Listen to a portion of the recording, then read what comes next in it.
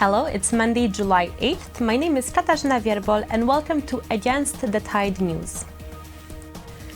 German Defense Minister nominated for President of the European Commission. Does that mean complete German control?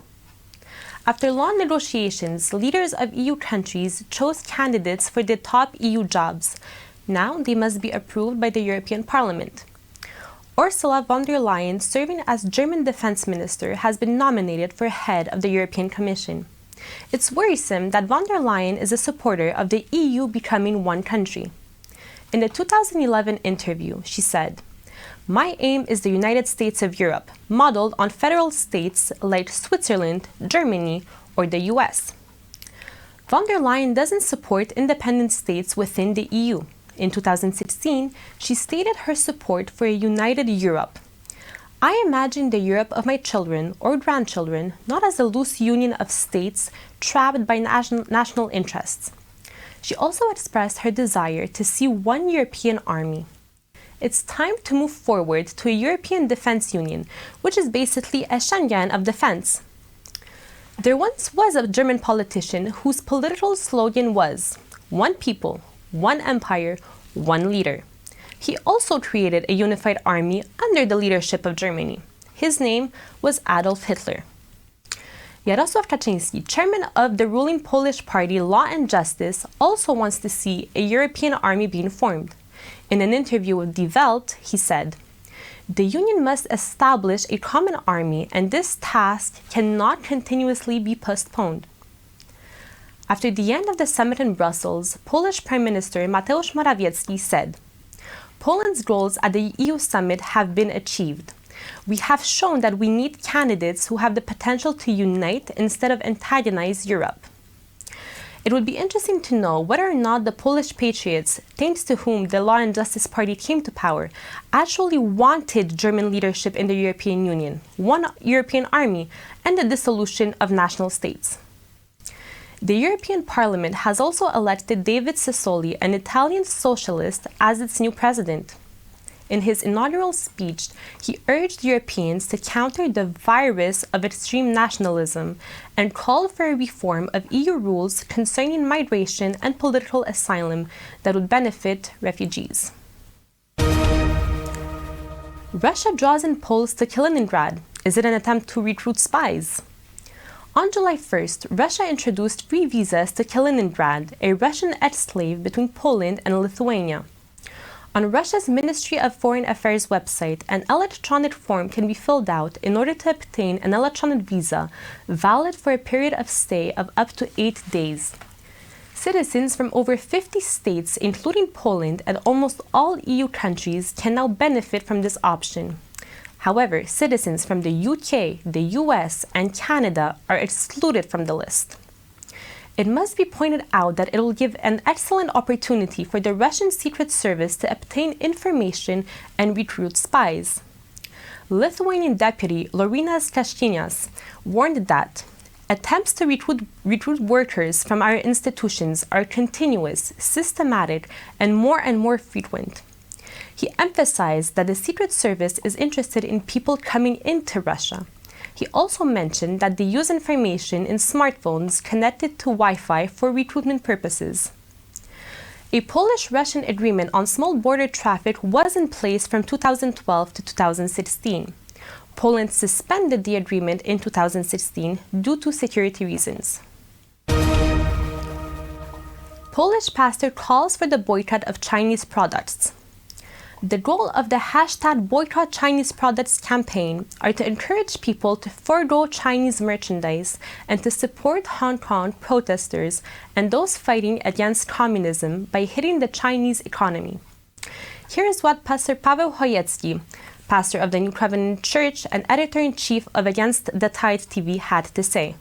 The time has come for a consumer boycott, even if it will affect 0.5% of Chinese exports. it would be noticeable. That's why I'm appealing to our viewers to join the hashtag campaign, Boycott Chinese Products, until we see the victory of free Hong Kong. Don't buy Chinese merchandise. If you have an option, don't buy Chinese products, buy something else. Even if it's a few dollars more, just think that it's a measurable help for these people. As it turns out, the hashtag campaign, hashtag Free Hong Kong, has been a huge support for Hong Kong and has gained publicity in media all over the world. Pastor Bob Kraft, our correspondent in Hong Kong, talked about the extent and the impact of this campaign, which was launched by Against the Tide TV from Poland. Something you did that I think had a profound impact on Hong Kong. You started a campaign called hashtag Free Hong Kong. Once you started to say that, you're the first that I'd heard say that. And then I started to also put it on my Facebook posts. The world media, the local media then started to use it in their talking about the movement. They would say hashtag Free Hong Kong or Free Hong Kong. And then the world media picked it up. I saw that in Canada. I saw it in Australia. To me, that's a miracle. Before, people would talk about the law. They would say the law was not correct. And they would say the leader of communist Hong Kong was not a good leader. But I knew under communism, you just change the leader. You know, the leaders change. So I knew what they were saying, the local people were saying, was really not a good argument. It was an argument that had no solution. But that's what they were saying. 1 week ago, I went to a protest. It was the night that they went to the police station. I was there that night with them. And they wrote things on the police station. It was all night. That night, they also had another protest. And I heard 10,000 people saying in unison over and over, Free Hong Kong, Free Hong Kong. To see that, or to hear 10,000 people saying that all at the same time, over and over, that's why I wanted to come on. I wanted to say thank you to you. Yeah. Last night during the protest, when they went to the Legislative Council, they were actually writing on the wall, and they had signs on outside the building and inside the building said Free Hong Kong. And there's a big difference between that and arguing about a law or a leader. It's a change of the system. The Polish government did in fact support the restoration of Russia's right to vote in the Council of Europe. As a result of the vote that took place on the night of the 24th-25th of June, the Council of Europe decided to restore Russia's right to vote in the Parliamentary Assembly of the Council of Europe, which had been taken away as a penalty for the annexation of Crimea in 2014. Last week, we reported that Poland did not support Russia's return to the Council of Europe. However, this turned out to be false. It is true that all Polish members of parliament, except Krzysztof Mieszkowski, voted against the restoration of Russia's right to vote in the Council of Europe. However, this vote was the result of the previously adopted declaration of the Committee of Ministers of the Council of Europe. On May 17th in Helsinki, a declaration was adopted stating that all member states, and therefore Russia, should equally participate in the work of the Committee of Ministers as well as in the Parliamentary Assembly. At that time, Russia was the only state that was not participating on an equal basis. Onet.pl, one of the largest Polish web portals, revealed that the Polish delegation, whose head was Minister of Foreign Affairs Jacek Czaputowicz, supported this scandalous declaration on May 17th in Helsinki, which restored Russia's right to vote in the Council of Europe. It was, however, opposed by Ukraine, Lithuania, Latvia, Estonia, Georgia, and Armenia. Unplanned is set to hit the big screen in Canada after ban. After being effectively banned, the pro-life movie Unplanned is hitting theaters across Canada on July 12th. The movie tells the story of Abby Johnson, a former Planned Parenthood director turned pro-life activist. Unplanned was released on March 29th in the United States. Despite receiving an R rating by the Motion Picture Association of America, the movie has proven to be a success as it grossed $18 million. However, the movie was banned in Canada after Canadian distributors Landmark, Cineplex, and Mongrel have refused to release the movie due to its content. In an interview with LifeSite News, Chuck Konzelman, writer and director of the film, said, "In Canada, Cineplex basically has monopolistic power. The National Post mentions them as controlling nearly 80% of all movie screens. So rejection by Cineplex basically means we're not playing in Canada."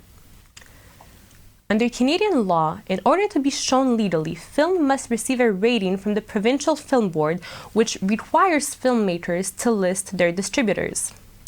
In April, the movie was screened on Parliamentary Hill for members of Parliament as well as pro-life activists. Demands for the movie have surged since then. Abby Johnson, whose story is portrayed in the movie, also joined the National March for Life in Ottawa back in May.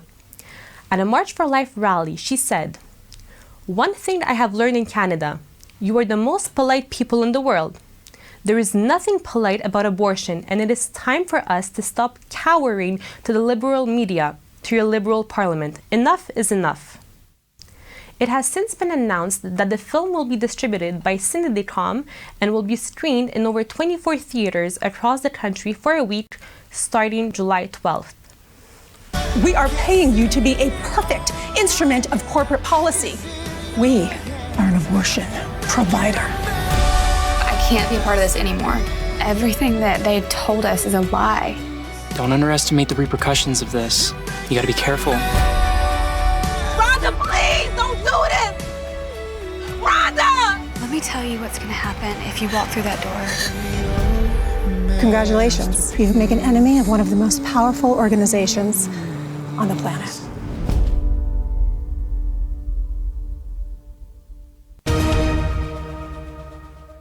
For today, thanks for watching and see you next Monday.